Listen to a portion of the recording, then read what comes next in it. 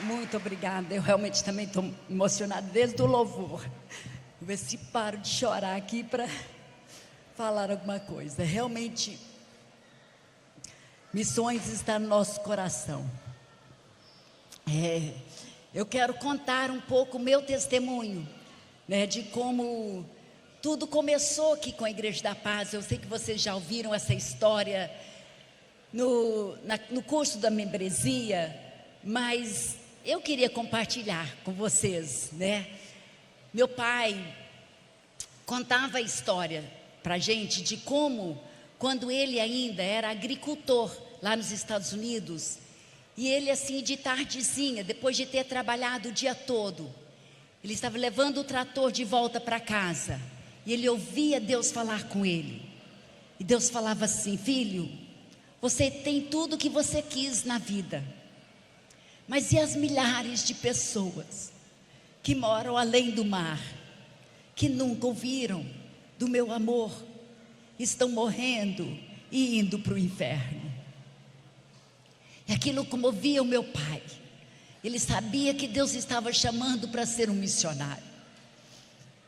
E isso era dia após dia, quando ele voltava do seu trabalho.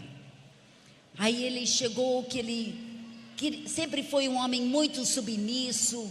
Então ele foi lá com os pastores da igreja dele. Não era uma igreja que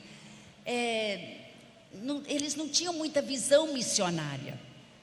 Mas o meu pai chegou com eles e falou assim: olha, eu quero a sua bênção para poder ser um missionário. E eles falaram para ele: olha, se você quer ir, você pode ir, nós te abençoamos, mas só que não conta conosco financeiramente, nós não vamos poder te apoiar financeiramente. Mas ele falou: não, tudo bem, o que eu quero é a sua bênção. Então com isso ele começou a fazer os planos para virem, né? Ele não sabia aonde ele deveria ir, mas ele sabia que então ele teria que ser talvez como o apóstolo Paulo, o apóstolo Paulo, vocês lembram que ele fazia tendas para se manter. Então meu pai pensou: bom, eu sei trabalhar a terra, eu sou agricultor. Então naquele tempo tinha propaganda na televisão que aqui no Brasil tinha terra boa à venda. Então ele pensou: então eu posso ir para o Brasil. E ele pensou, naquele tempo o Brasil era conhecido pela exportação de café. Então ele pensou assim: eu vou para o Brasil, eu vou fazer então um plantio de café, e aí eu posso também ser missionário, enquanto também eu mexo com a agricultura. Então foi assim que ele escolheu o Brasil. Não foi assim uma grande voz de Deus, né? Não foi assim, foi simplesmente pela necessidade que ele imaginou que aqui ele poderia então trabalhar. Então na hora que eles finalmente estava tudo pronto para vir para o Brasil, eles já tinham, né, a minha irmã mais velha e o Lucas já tinha 7 e 6 anos. A Ângela, né, que tá, não sei se ela está aqui hoje, ainda não vi. Mas, e o Lucas, né, o nosso irmão que já está com Jesus. E aí tinha o nosso irmão Timóteo, tinha 1 aninho. E a minha mãe estava grávida de mim. E a minha mãe naqueles tempos, né, isso 61 anos atrás, não tinha ultrassom. Então minha mãe pensou que ela estava talvez com 7 meses de grávida. E ela imaginou que ela seria mais fácil viajar grávida do que com um pequenininho de 1 aninho e também com uma bebê recém-nascida. Então eles planejaram que eu nascesse aqui no Brasil. Só que aí eles foram, né, de carro até Miami para pegar o avião. Naqueles dias não tinha avião a jato, né? Era tudo de hélice. Levava 30 horas. Né? O que hoje em dia leva talvez 7 horas, né? Naqueles dias levava 30 horas. Então, aí eles então ficaram hospedados no hotel, iam pegar o avião no próximo dia. Só que naquela tarde, a minha mãe começou a sentir dor de parto. Aí meu pai ficou desesperado, eu não conhecia ninguém em Miami. Aí ele foi procurar um médico, finalmente ele encontrou um médico. o médico examinou minha mãe e falou assim: olha, esse bebê não vai esperar você chegar no Brasil não, esse bebê vai nascer. E justamente naquela madrugada, no mesmo dia que eles iam pegar o avião pela primeira vez para vir para o Brasil, eu nasci lá em Miami. Aí acabei atrapalhando até a viagem deles, porque tinha que tirar visto e passaporte, né? Mas a minha avó, a mãe da minha mãe, era uma família muito rica, e eles tinham uma casa de inverno na Flórida, porque sempre no inverno onde eles moravam era muito frio, muita neve. Então eles tinham uma casa lá na Flórida, onde era mais quentinho, para passar o inverno. Então meus pais passaram quase 2 meses lá, enquanto eles tiravam meu visto e passaporte para poder vir para o Brasil. Mas eu conto essa história porque quando meu pai foi pagar para o médico pelo meu parto, o médico não cobrou nada dele. E para o meu pai, aquilo foi uma confirmação tão grande de que Deus iria providenciar todas as suas necessidades, né? Eles estavam vindo sem nenhuma promessa financeira e realmente, quando aquilo aconteceu, e Deus, né, uma despesa tão grande, não esperada, né, e aí o médico não cobrou, para o meu pai foi uma confirmação que realmente ele estava seguindo a voz de Deus, e que Deus sempre providenciaria. E queridos, né, nós estamos aqui no Brasil, minha família, já 61 anos, quase 62 anos, e nunca nós passamos necessidade, nunca. Deus sempre providenciou. E eu quero falar para vocês que estão na obra, vocês que estão em missões, saiba que a visão é de Deus e a provisão também é de Deus. Ele é fiel, aleluia, Ele é fiel. Sempre Ele vai providenciar. Ele promete a suprir todas as nossas necessidades. E realmente nós somos prova disso, como Ele sempre providenciou, sempre. Então aí, né, nós viemos para o Brasil, eu tinha quase 2 meses de idade. Nós primeiramente moramos em Campinas, onde meus pais estudaram português, e depois mudamos para Belo Horizonte, que foi onde começamos então o trabalho de plantação de igrejas, que é também em Belo Horizonte, onde o Eibe então nasceu, né, lá em Belo Horizonte. Então, e o meu pai, ele não sabia bem como plantar uma igreja, mas o que ele fez? Ele estudou a Bíblia, e ele estudou a vida do apóstolo Paulo. Ele via que o apóstolo Paulo ia nas praças públicas e começava a pregar, né? E quando pessoas se convertiam, aí ele levava então ia para a casa daquela pessoa, e lá começava um grupo pequeno, e até que se transformasse numa igreja. Então meu pai, ele comprou também um projetor, né, para mostrar aqueles filmes da vida de Jesus. Você lembra que naqueles dias, né, a maioria de vocês nunca nem viram isso, mas aqueles rolos grandes de filmes que tinha, né, aqueles rolos assim. Então era assim que ele comprou um gerador, e ele ia então para uma praça pública e montava o gerador, né, montava o projetor, e ali então mostrava o filme. E naqueles dias, a maioria das pessoas não tinham televisão, então era uma novidade, ia todo mundo para aquela praça para assistir o filme. E ele parava o filme, no meio do filme, ele parava e dava o evangelho. Aí ele falava: olha, se alguém quer receber Jesus, ou quer oração, procura, ou qualquer coisa, problemas familiares, qualquer área da sua vida, se você quer uma oração, assim que terminar o filme, nos procure aqui no projetor, nós queremos orar com você. Então assim que ele começava, né, aí quando as pessoas se convertiam, aí ele começava, eles abriam as suas casas, então para começar os cultos. Quando nós moramos em Belo Horizonte, até que eu estava com 11 anos de idade, e meu pai plantou várias igrejas lá. Mas aí com 11 anos de idade nós mudamos lá para o interior de Goiás, E eu me lembro muito bem, eu com 11 anos de idade, e meus pais sempre nos envolveram na obra juntamente com eles. Eu me lembro a primeira igreja que nós plantamos lá. Nós estávamos indo toda semana para uma comunidade lá no interior de Goiás, chamado Passa Quatro. E lá então a gente ia de casa em casa, distribuía folhetos e convidava o povo para ir para a praça à noite para assistir o filme.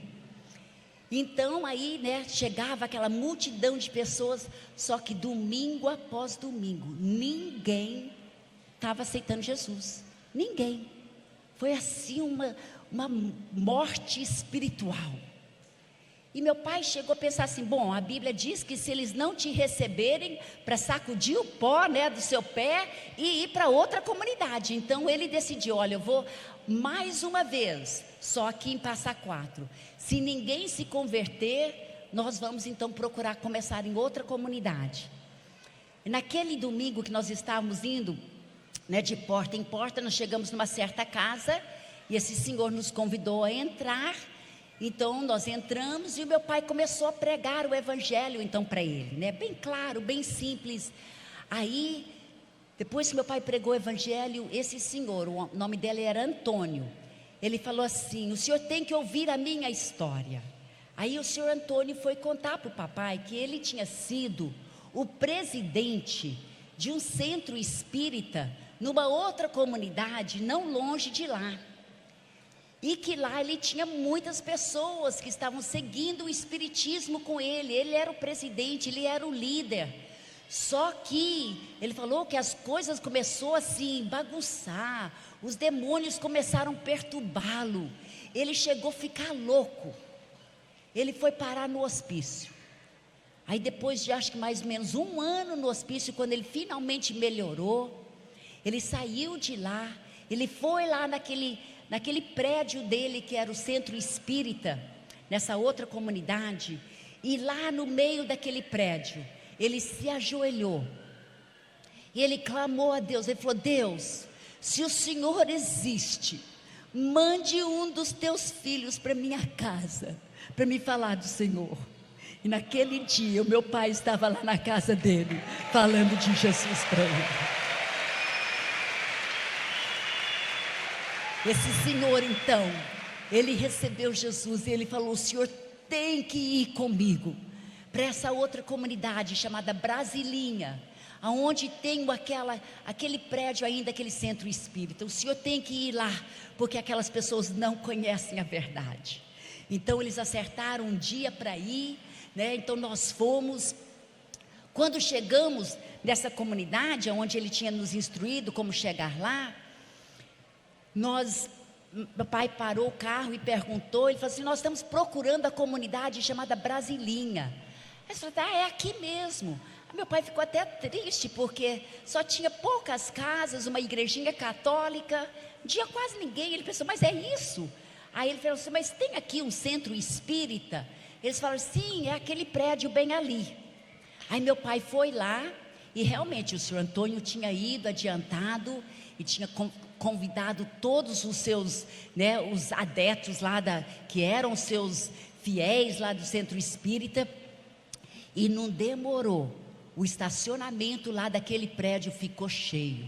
Agora, o estacionamento lá era só um monte de poste, onde todo mundo vinha a cavalo, e eles amarravam os cavalos, né? Então era todos os cavalos lá, né, naquele estacionamento cheio de cavalos. E aí então encheu o prédio. Aí meu pai pregou o evangelho, bem claro, bem simples. Aí quando ele terminou, ele falou assim: se vocês agora querem receber Jesus como seu Senhor e Salvador, levante a sua mão. Todo mundo levantou a mão. Aí meu pai pensou assim: eu acho que eles não entenderam. Então ele explicou de novo. Falou de novo, bem claro, né, bem simples o evangelho. Aí ele perguntou de novo: agora, se vocês entenderam e querem receber Jesus, levante a sua mão. De novo, todo mundo levantou a mão.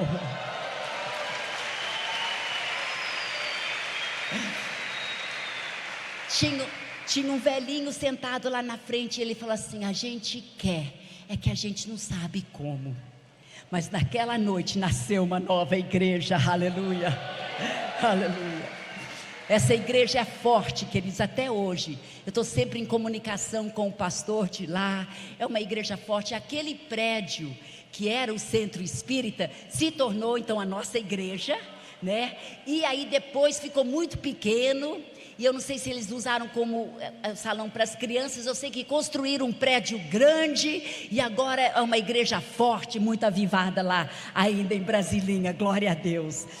Mas também naquela primeiro grupo de pessoas que conheceram Jesus naquela noite, o primeiro batismo, né? Então, todo mundo, não tinha quase casas na vila, é porque todo mundo, você tinha que descer a montanha, lá embaixo era o rio, e todo mundo morava, então as suas casas, né, suas fazendinhas, eram à beira do rio, para poder ter água. Então, por isso que todo o transporte de todo mundo era cavalo, né? Mas então, naquele primeiro batismo daquela igreja, eu e o Timóteo batizamos também, né, naquele rio, né, o Rio dos Bois, Rio dos Bois, lá em Brasilinha, onde nós então batizamos com aquela primeira turma daquela igreja. É uma igreja forte até hoje, fruto permanente, esse é o desejo, isso é que Deus quer, fruto permanente. Então, e assim, né, nossos pais sempre nos envolveram muito na obra, nós amávamos a obra juntamente com eles.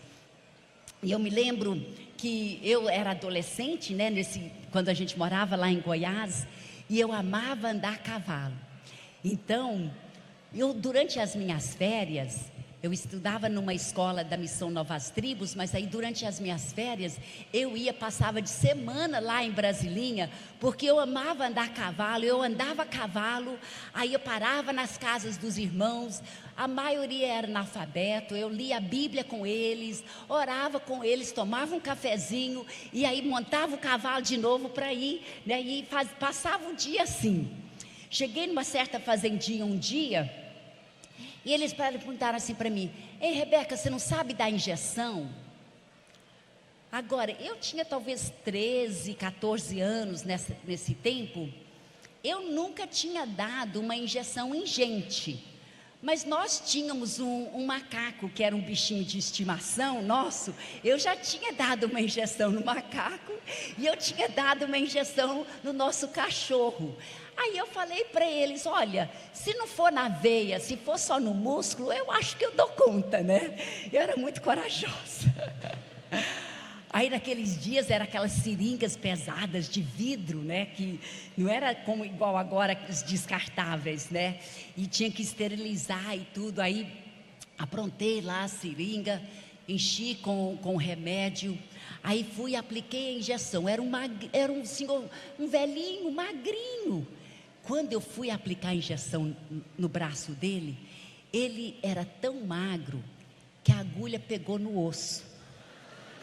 Aí eu puxei de volta assim um pouquinho, apliquei a injeção, eu estava tremendo. Quando eu terminei, ele falou assim: ah, foi a melhor injeção que eu já tive. Eu conto essa história porque eu me lembro naquele dia, naquela hora, pensando: Deus, eu considero aquilo o meu chamado missionário. Porque eu me lembro pensando assim: Deus, algum dia eu quero fazer enfermagem e eu quero voltar e ajudar esse povo que é tão carente, que acreditavam, né, numa adolescente até para ajudá-los. E realmente, né, Deus realizou meus sonhos, meu chamado. Mas eu quero contar mais uma história ainda. Enquanto eu morava em Goiás, nós estudávamos numa escola da Missão Novas Tribos, onde todos os filhos dos missionários eram os alunos, e até os próprios professores eram missionários também. Então era uma escola em inglês, e os missionários eram os filhos dos missionários. E eu tinha uma certa aula lá, não me lembro mais se era geografia ou história, eu não me lembro qual era a matéria. Eu só sei que esse professor, era fácil a gente desviar o assunto com ele. E sempre o nosso alvo todo dia era de desviar o assunto. E eu não sei como, mas um dia, nós estávamos conversando sobre chorar. Aí ele falou assim: eu posso chorar a hora que eu quero. Aí nós pensamos: agora a gente vai desviar o assunto, né? E nós, todo mundo falou assim: nós queremos ver o senhor chorar, senhor Sam. Queremos ver o senhor chorar. Com isso, este senhor baixou a sua cabeça. E com poucos segundos, quando ele levantou o rosto, as lágrimas estavam correndo no seu rosto. E o que ele falou naquela hora marcou a minha vida. Ele falou: é só eu pensar nas milhares e milhares de pessoas que nunca tiveram a oportunidade de ouvir do amor de Jesus e estão morrendo e indo para o inferno. Aí aquele homem chorou lá na nossa frente. Eu lembro, eu estava sentada lá e aquilo mexeu muito comigo. E eu falei: Deus, eu quero uma paixão pelas almas assim também. Eu tinha visto muitas vezes meu pai, quando ele pregava também, chorar pelas almas perdidas. Eles abriram mão de tudo lá nos Estados Unidos. Minha mãe veio de uma família muito rica, mas eles abriram mão de tudo para poder servir o Senhor, para poder vir, para compartilhar com aquelas pessoas que nunca tinham tido a oportunidade de ouvir falar do amor de Jesus. Queridos, nós somos os escolhidos que Deus tem nos dado esse santo privilégio de falar para as pessoas. E eu me lembro que então, aí depois eu terminei meus estudos, ensino médio lá, fui para os Estados Unidos. Deus me deu o privilégio mesmo de estudar. Fiz primeiro teologia, depois eu fiz enfermagem. Conheci, o meu príncipe tão abençoado. Nós nos casamos. Nesse tempo então, o Lucas, o meu irmão mais velho, ele sempre tinha uma paixão pela Amazônia. Ele era aventureiro, ele gostava de caçar e pescar. E então ele queria muito ser um missionário na Amazônia. Então nesse meio tempo ele já tinha terminado seus estudos, tinha casado com a Cristina, voltaram para o Brasil e tinham começado então um trabalho lá em Santarém. E aí ele começou a fazer umas viagens de pesquisa e viu comunidade após comunidade, sem nenhuma igreja evangélica. Aí ele começou a chamar o resto da família, falou assim: por favor, venham aqui e me ajudem, venham para cá. Aí acabou sendo que toda a nossa família então foi para Santarém para ajudar o Lucas, com a missão. E foi então quando nós até começamos o nosso nome de Missão Paz e Igreja da Paz, sendo que PAZ também era uma sigla para Projeto Amazônia, Então foi Projeto Amazônia Paz, e então nos tornamos então Igreja da Paz. E então, mas aí esse trabalho lá na Amazônia foi um trabalho muito lindo, Como Deus operou poderosamente. E o Lucas também, além de começar o trabalho na cidade, aí todos nós envolvidos também na obra, todos 5 filhos dos meus pais, com os nossos cônjuges. Então estávamos todos lá em Santarém trabalhando juntos.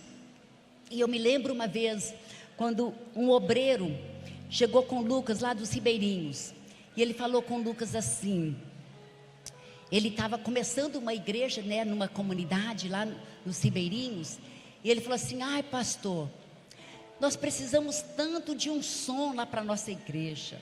Eu tenho chorado por esse som, eu tenho orado por esse som. Ô pastor, não tem como o senhor nos dar esse som?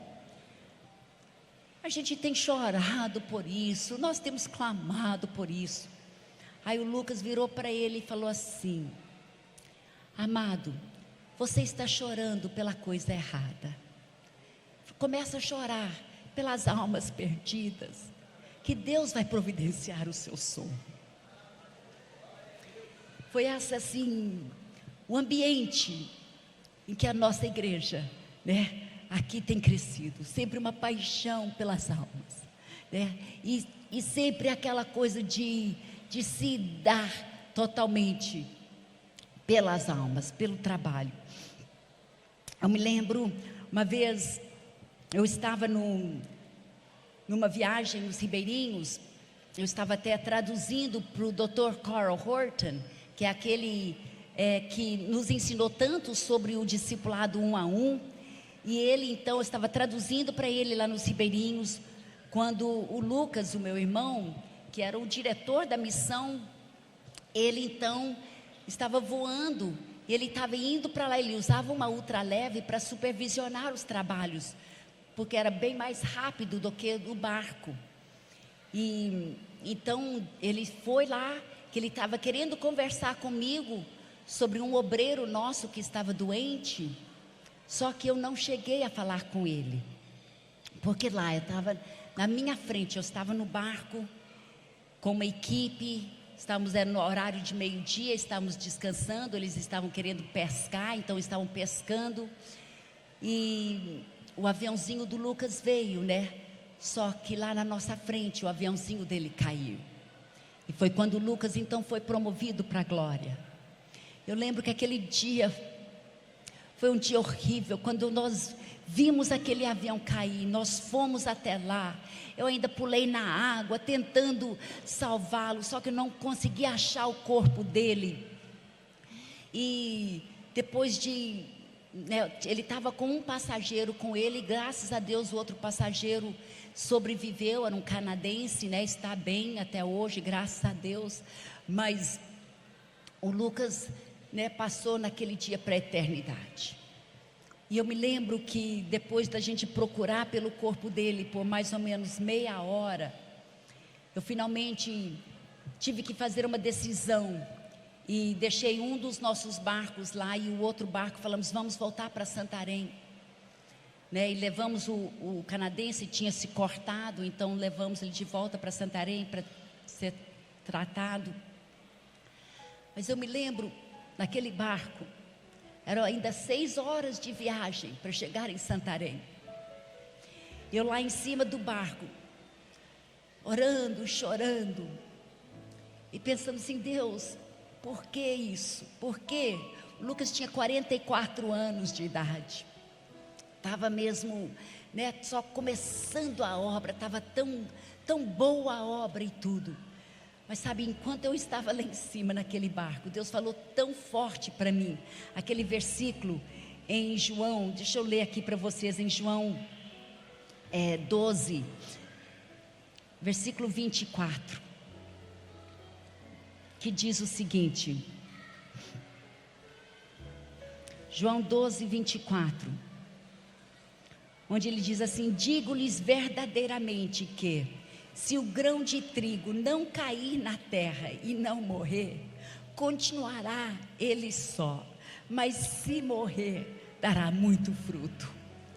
E Deus usou esse versículo para nos confortar. Realmente foi esse versículo que Deus usou em quase todos da nossa família mesmo, para nos confortar. E nós sabíamos que a visão não era só do Lucas, essa visão era de Deus, e era Deus que queria que essa obra continuasse. E realmente, mesmo com a morte do Lucas, nós não desanimamos, ninguém recuou, ninguém parou, ao contrário, mais pessoas ainda falaram assim, não, essa visão é nossa também, e fomos em frente, aí que a obra começou a crescer mais ainda, e realmente nós vimos a obra de Deus crescer, porque esse chamado, esse legado que nós temos de uma visão missionária, de ir até os confins da terra, de alcançar os não alcançados, isso não queimava só no coração do Lucas, mas é um legado que Deus tem passado para toda a Igreja da Paz, né? Nós temos visto isso aqui hoje, que testemunho vivo aqui.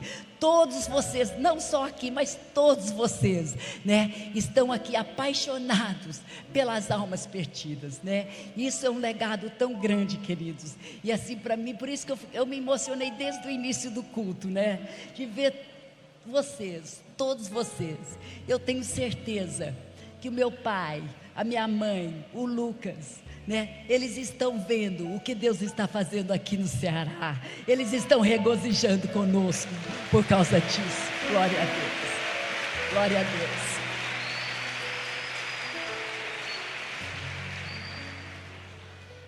O Lucas morreu em agosto de 94.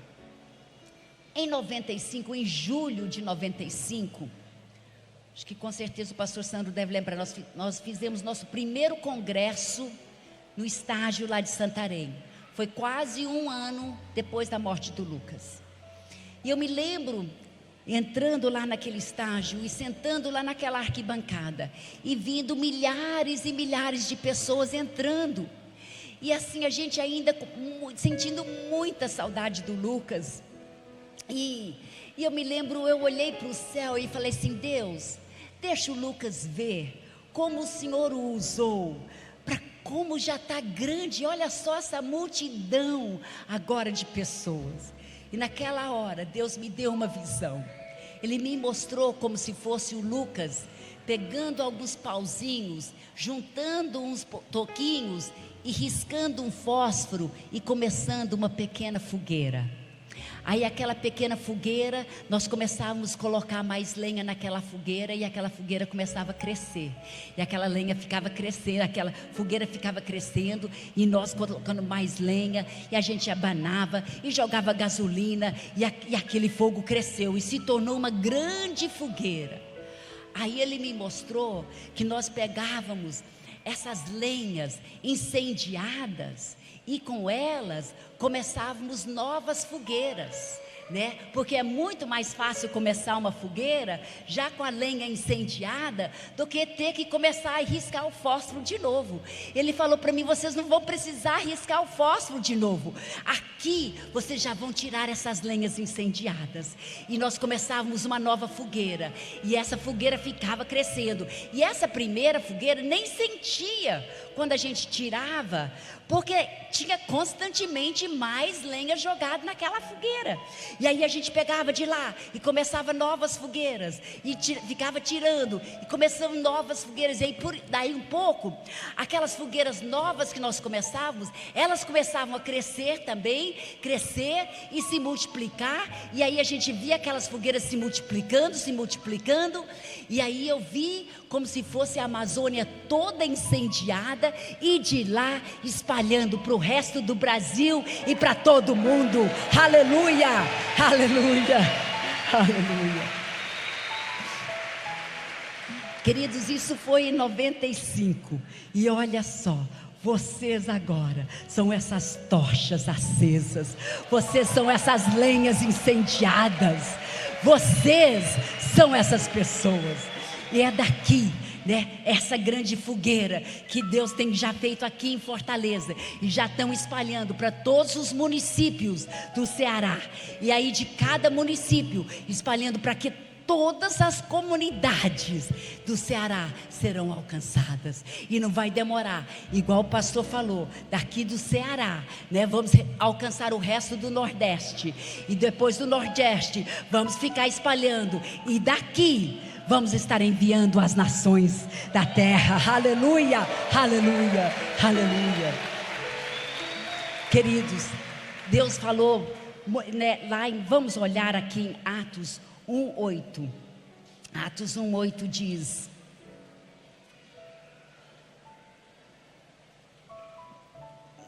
mas receberão poder quando o Espírito Santo descer sobre vocês. Queridos, não é pela nossa própria força. Nós podemos fazer isso porque não é da nossa própria força. Nós não damos conta de fazer nada pela nossa própria força, mas é o Espírito Santo em nós. Aleluia. E o Espírito Santo é para todos nós, é para cada um. E Ele prometeu que assim que nós recebêssemos esse batismo do Espírito Santo, aí Ele falou assim: olha aqui, e serão minhas testemunhas. Vocês, nós todos somos as testemunhas de Jesus. Nós temos dado, Ele tem nos dado esse santo privilégio, esse privilégio de sermos as testemunhas de Jesus, de sermos as testemunhas de Jesus. E aí ele falou, começando em nossa Jerusalém, aqui mesmo, né? Aqui em sua Jerusalém, em toda a Judéia, para nós toda a Judéia, aqui é todo o Ceará, né? Todo o Ceará, Samaria, que é o resto do Brasil, e até os confins da terra, em todas as nações. Aleluia, aleluia. Nós somos os privilegiados, nós somos os únicos, somente aqueles que recebem o Espírito Santo têm esse privilégio de ser a testemunha de Jesus. Nós somos escolhidos, queridos. E eu quero terminar essa parte contando uma história minha de quando eu ainda estava trabalhando, né, na área de saúde. Trabalhei muitos anos nos ribeirinhos, lá de Santarém, lá da Amazônia, né, abrindo igrejas nos ribeirinhos, usando a área de saúde.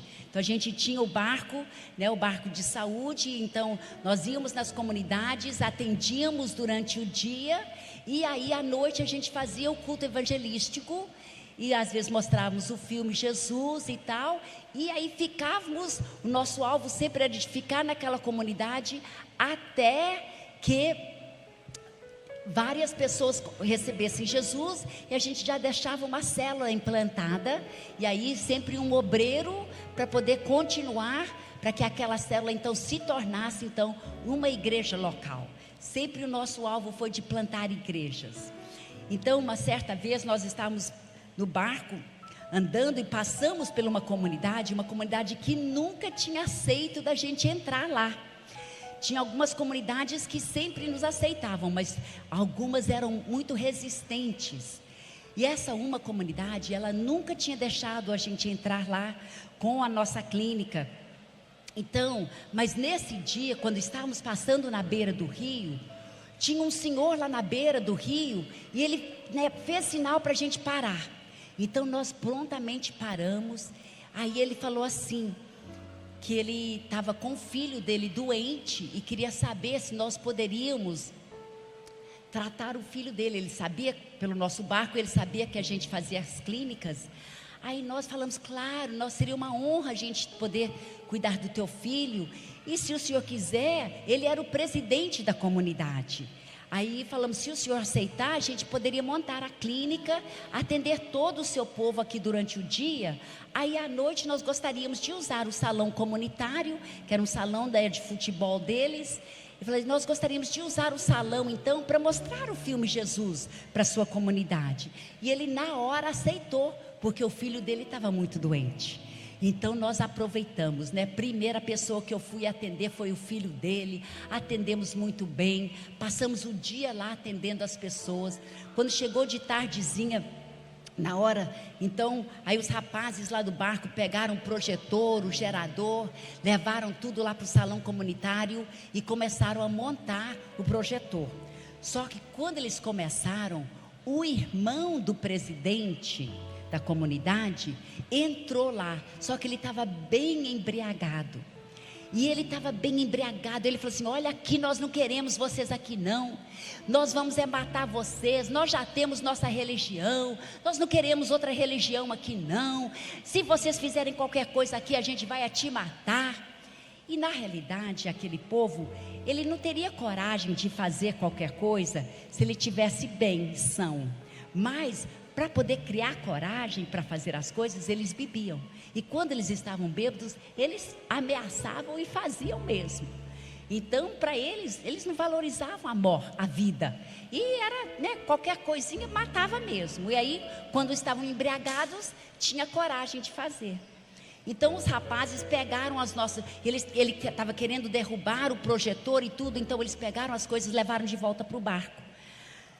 E falaram comigo, né, o que a gente faz? Eu falei, não, mas o presidente prometeu que a gente poderia fazer esse culto. Então nós fomos atrás do presidente. Aí o presidente ficou assim, meio assim, poxa, nos perdoe, é porque eu sou o presidente, mas eu tenho uma equipe de liderança aqui, e eu não perguntei para eles, e eles realmente não querem que vocês usem o salão comunitário. Aí a gente ficou lá meio assim, mas o senhor falou que a gente poderia, né? Nós atendemos o teu povo o dia todo, ficamos meio insistindo. Aí ele falou assim: vamos fazer o seguinte, não façam no salão comunitário, mas vocês podem fazer lá em frente à minha casa. Lá em frente à minha casa vocês podem mostrar o filme. Agora, vocês que conhecem o trabalho nos Ribeirinhos, lá assim, não é dividido, não tem cerca, não tem muro, não, é só de uma casa para outra, né? Tudo assim, uma após a outra. Então, era bem público. Mas nós pensamos, bom, mas é a oportunidade que nós temos. Mas aí eu pensei, e os meus filhos? Aí eu reuni sempre, né? Eu levava meus filhos comigo lá para assistir o filme e tudo. Mas desta vez eu reuni os meus filhos lá no barco e eu falei com eles: olha, tem um homem que está ameaçando de nos matar se nós pregarmos sobre Jesus. Mas nós vamos pregar sobre Jesus. Mas eu quero que vocês, então, hoje à noite, vocês ficam aqui no barco. Aí eu falei para eles: se a mamãe não voltar, vocês vivem para Jesus. E eu lembro abraçando, beijando os meus filhos. Orei com eles e aí falei: e fala para o papai que eu o amo, que o Paulo não estava conosco naquela viagem. E eu me lembro saindo daquele barco, mas eu sabia que eu tinha feito a decisão certa, que aquela comunidade merecia, pelo menos a primeira vez, ouvir falar de Jesus. Aquelas pessoas estavam morrendo e indo para o inferno sem nunca ouvir falar de Jesus. E naquela noite, então, eu lembro subindo aquela escada e assim, com aquela certeza que eu tinha feito a decisão certa. E eu estava lá, enquanto nós mostramos o filme, eu fiquei olhando e vigiando, né? Orando e vigiando o tempo todo. Mas graças a Deus, mostramos o filme, fizemos um apelo, várias pessoas receberam Jesus e hoje nós temos uma igreja forte naquela comunidade. Glória a Deus, glória a Deus, glória a Deus. Queridos, Deus tem um chamado para nós, de sermos testemunhas dEle. Eu quero convidar todos, vamos ficar em pé.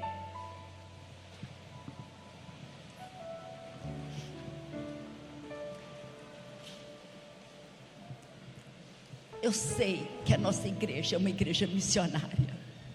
Se está ardendo no seu coração agora, esse chamado de você falar assim: Senhor, eis-me aqui. Eu estou pronta a ir aonde o Senhor me mandar.